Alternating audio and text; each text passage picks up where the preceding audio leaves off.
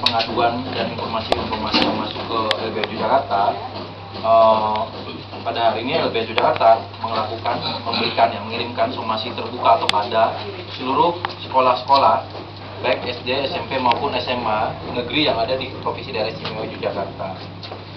Di sini akan saya bacakan somasi terbukanya tersebut kepada yang terhormat seluruh kepala sekolah di Provinsi Daerah Istimewa Yogyakarta di tempat.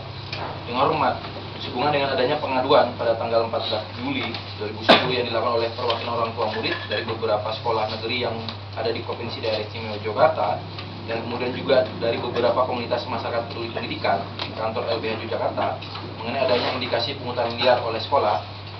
Oleh sebagai berikut, ada beberapa hal kategori yang kita lihat pelanggaran-pelanggaran yang dilakukan oleh pihak dari sekolah. Yang pertama adalah pengadaan seragam sekolah. Berdasarkan keterangan pengadu dan berdasarkan informasi yang berkembang di masyarakat bahwa sekolah telah terbukti melakukan pelanggaran terhadap peraturan perundangan terkait pengadaan seragam sekolah.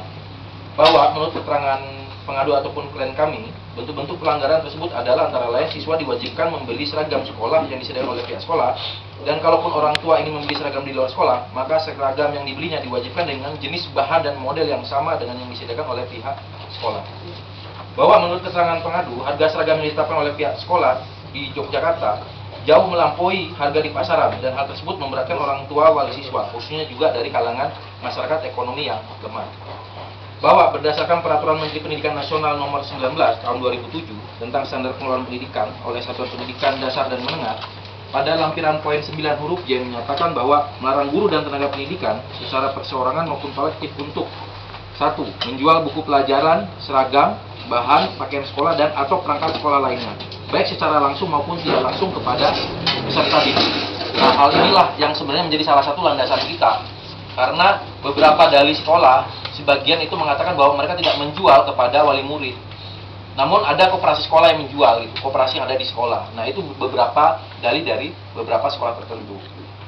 Kemudian padahal di dalam peraturan Menteri Pendidikan Nasional tersebut itu sudah secara jelas disebutkan bahwa sekolah itu tidak bisa menjual baik secara langsung maupun tidak langsung. Yang disebut tidak langsung adalah melalui koperasi ataupun pihak-pihak yang telah bekerja sama dengan pihak sekolah untuk melakukan jual beli seragam sekolah tersebut. Apalagi diduga ini sebenarnya harganya sendiri itu berbeda dan lumayan jauh dengan yang ada di pasaran.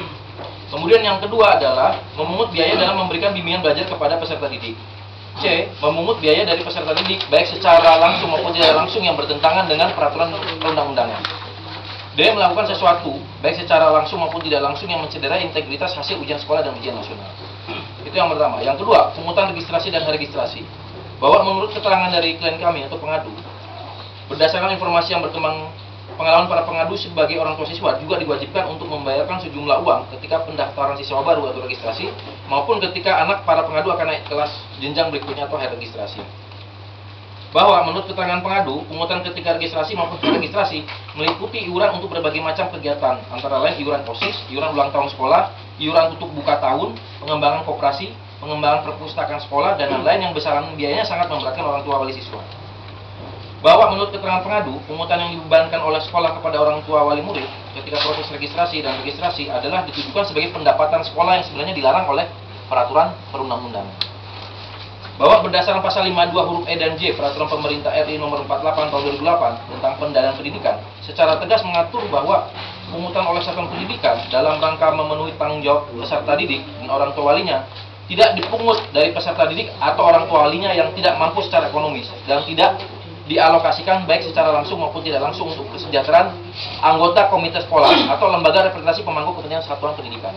Beberapa kasus yang kita temukan, beberapa pungutan yang dilakukan oleh pihak sekolah itu dialokasikan untuk kepentingan yang tadi disebutkan, untuk komite sekolah atau untuk representasi pemangku kepentingan satuan pendidikan. Salah satu contoh, ada satu sekolah tertentu itu sampai menganggarkan sekitar 156 juta untuk kepentingan komite sekolah, yang itu dibebankan kepada orang tua atau wali murid. Padahal secara jelas diatur di dalam PP nomor 48 bahwa itu dilarang dilakukan itu. Berdasarkan uraian di atas, maka kami LBH Jakarta meminta dan mengingatkan kepada kepala sekolah negeri di seluruh provinsi daerah istimewa Yogyakarta untuk 1. menghentikan praktek pengadaan seragam sekolah baik secara langsung maupun tidak langsung karena bertentangan dengan peraturan perundang-undangan. 2. Menghentikan praktek memungut iuran registrasi maupun registrasi yang dijadikan sebagai sumber pendapatan sekolah. Demikian surat ini kami buat dengan atas perhatian kerjasama, kami ucapkan terima kasih. Nah, somasi ini kita akan meminta, itu kita memberikan batasan waktu 2 minggu kepada para kepala sekolah.